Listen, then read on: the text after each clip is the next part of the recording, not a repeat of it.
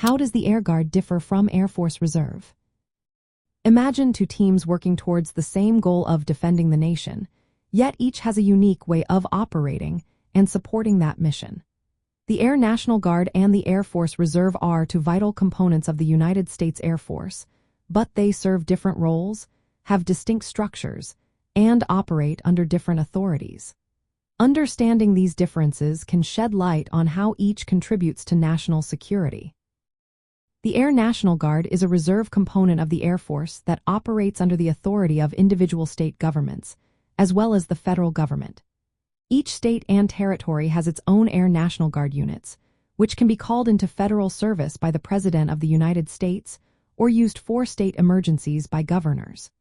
These units often perform homeland security missions, disaster response, and support to civil authorities.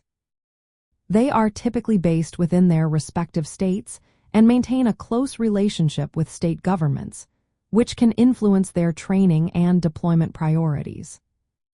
In contrast, the Air Force Reserve is a federal reserve component that operates solely under the authority of the federal government. Reserve units are based across the country and are integrated into the overall structure of the United States Air Force. They are activated primarily by the federal government to support overseas deployments, combat missions, and other national security objectives. Members of the reserve often train 1 weekend a month and 2 weeks a year, maintaining readiness to be called upon when needed.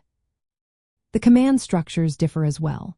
The Air National Guard reports to the governor of each state or territory unless federalized, at which point it falls under the Department of the Air Force.